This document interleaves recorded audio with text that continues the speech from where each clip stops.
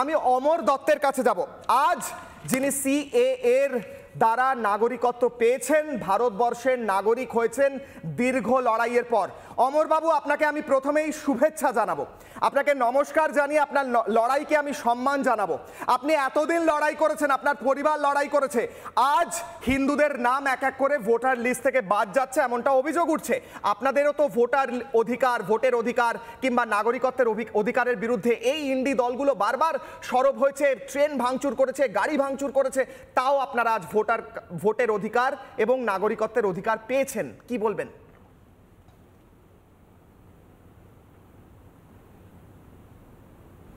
এই ভোটার কার্ডের অধিকারটা আমরা ছিনিয়ে এনেছি, আমাদের কেউ দয়া করেনি। আজকে ভারত বিভাজনের বিভীষিকা আমাদের কেন দেখতে হলো?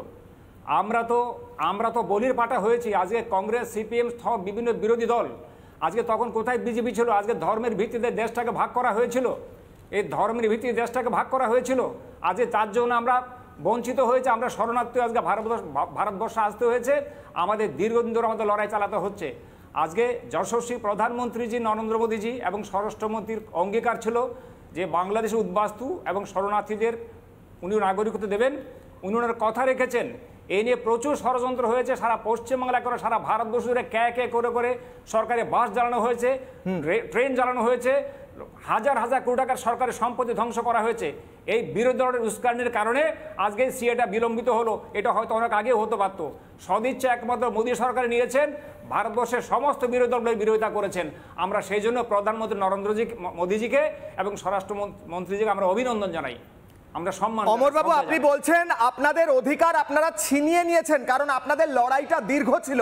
সেই লড়াইকে আমার স্যালিউট, কারণ আপনারা পালিয়ে এসেছিলেন বাংলাদেশে এই ভয়ঙ্কর পরিস্থিতিতে। সেই সময় হিন্দুদের ধরে ধরে কাটা হচ্ছিল, আজ আবার তা হচ্ছে, আবার সেই পরিস্থিতি হচ্ছে। আপনার এই দীর্ঘ লড়াইয়ের পর এই ভোট অধিকার কিংবা এই নাগরিকত্বের অধিকার পাওয়া, এর বিরুদ্ধে তো তৃণমূল, কংগ্রেস, ইন্ডি দলগুলো চিৎকার করে রাস্তায় নেমেছিল। তারা যদি সফল হতো তাহলে তো আজকে আর আপনারা ভোটার অধিকার, নাগরিকত্বের অধিকার কিছুই পেতেন না।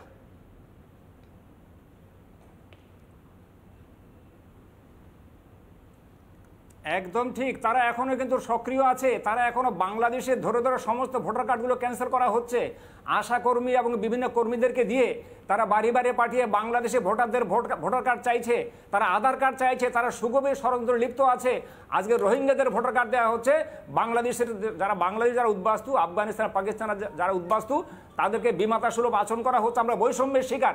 আজকে পুলিশে হয়রানি, পাসপোর্ট করতে গেলে পুলিশ ব্ল্যাকমেল করছে, আপনি 10,000 টাকা দিন, আপনার শিক্ষার সার্টিফিকেট দিন, আপনার বাবার জন্মের সার্টিফিকেট দিন। এই নানা রকম ওরা অসহযোগিতা করছে এবং ইদানিং একটা নতুন ষড়যন্ত্র শুরু হয়ে গেছে। বাংলাদেশ ধরে ধরে পুলিশ নিয়ে যাচ্ছে এবং তাদের বিরুদ্ধে শুনছেন মণিশঙ্কর বাবু ভার্সেস উইন্ডো। মণিশঙ্কর বাবু কোনো উত্তর আছে? মণিশঙ্কর বাবু তৃণমূলের সমর্থক, আপনি কোনো উত্তর আছে? অমর দত্ত কোনো রাজনীতির দল করেন না, কোনো রাজনৈতিক দলে না, সাধারণ মানুষ। অমর দত্ত রাজনীতি দল করে না। আপনি দুটো লোককে নিয়ে এসে পরে টিভির পর্দায় প্রমাণ করতে পারবেন না। আমাদের ভারতবর্ষে যদি প্রত্যেকটা নাগরিকের একটা আইডেন্টিটি কার্ড থাকে সেটা তো ভালো জিনিস, কিন্তু ভারতবর্ষের যে কনস্টিটিউশনের আর্টিকেল 25 থেকে 30 পর্যন্ত যে অধিকারটা দিয়েছে, প্রত্যেক ধর্মের সমান অধিকার, সমানভাবে কথা বলার স্বাধীনতা, সেই দৃষ্টি সেই অধিকারটা নেই।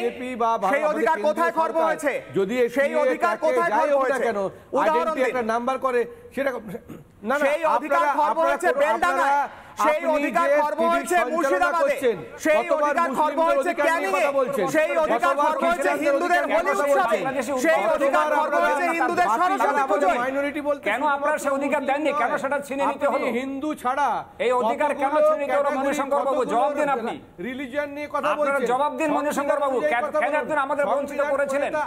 এতদিন পরে কেন মনে পড়লো আপনারা বাংলাদেশের সার্টিফিকেট দেবেন? আপনারা তো এগিয়ে আসেননি। না না না, কে বঞ্চিত করেছিল? আর তৃণমূলকে কেন্দ্রীয় সরকার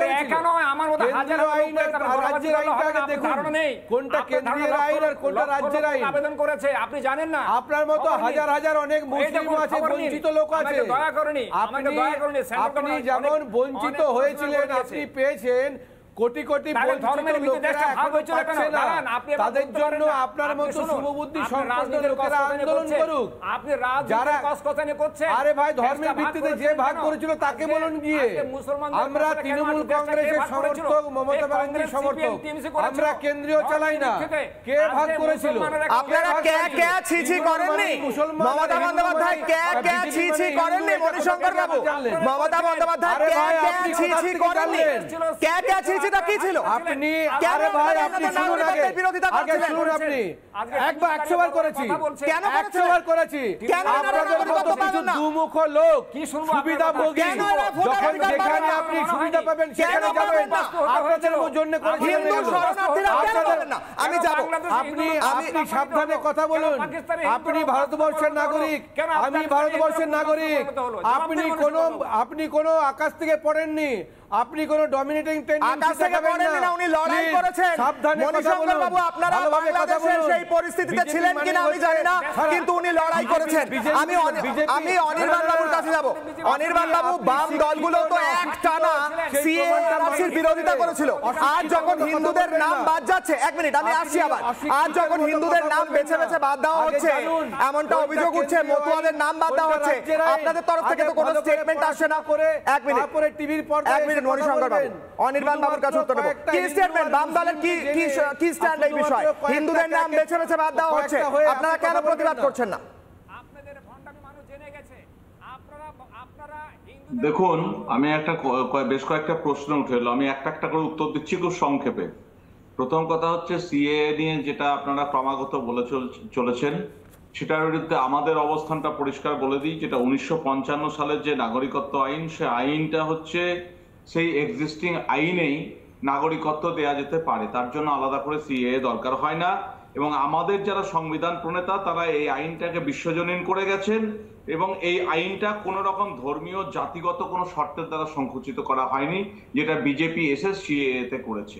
কারো নাগরিকত্বকে দেবার জন্য আমরা বিরোধিতা করিনি, এটা অত্যন্ত ভুল কথা, ভুল ইন্টারপ্রিটেশন। এটা 1 নম্বর। 2 নম্বর, অমরবাবু নাকি, আমি নামটা সরি মনে করতে পারছি না, উনি বললেন না কি দেশভাগের সময়, ধর্মের ভিত্তিতে দেশভাগের সময় বামপন্থীরা কোথায় ছিল? ধর্মের ভিত্তিতে দেশভাগের বিরোধিতা বামপন্থীরা করেছিল, কিন্তু কমিউনিস্ট পার্টির তখন এত শক্তি ছিল না, তারা এত শক্তিশালী ছিল না যে রাজনৈতিকভাবে সেই বিষয়টাকে, দেশভাগটাকে তারা আটকাতে পারে। আপনি হয়তো ভুলে যাচ্ছেন অনির্বাণ বাবু, আমি আপনাকে 5 সেকেন্ডের জন্য থামাবো। আপনি হয়তো ভুলে যাচ্ছেন আপনাদের পার্টির, মানে কমিউনিস্ট পার্টির রনেন সেনের কথায় 1973 সালে তিনি লিখছেন, লীগের পাকিস্তানের দাবি মোটামুটি ন্যায্য মনে করত আমাদের পার্টি। লীগের পাকিস্তানের দাবির পেছনে অগণিত মুসলিমের জমায়েত হয়েছিল, পার্টি তাকে প্রগতিশীল মনোভাব মনে করত।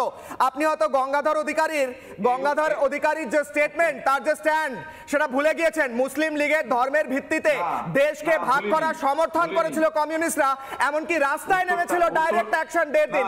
রাজস্বী হাত তুলছেন। কিশোর উত্তরটা দিতে হবে, রাজস্বীটা বললে হবে না। আচ্ছা 10 সেকেন্ড দেব আমি, বেশ, তারপর রাজস্বী।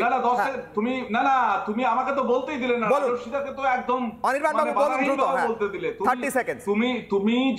তুমি যে প্রশ্নটা করেছো, অনেকগুলো প্রশ্ন। প্রথম কথা হচ্ছে, গঙ্গাধর থিসিস যখন লেখা হয়েছিল, ওই সময় যে লাহোর প্রস্তাব, সেই লাহোর প্রস্তাবের মধ্যে একটা ভুল বোঝা কমিউনিস্ট পার্টির ছিল, সেটা হচ্ছে এর মধ্যে জাতির আত্মনিয়ন্ত্রণের অধিকার, এই বিষয়টাকেই তখন বোঝা হয়েছিল।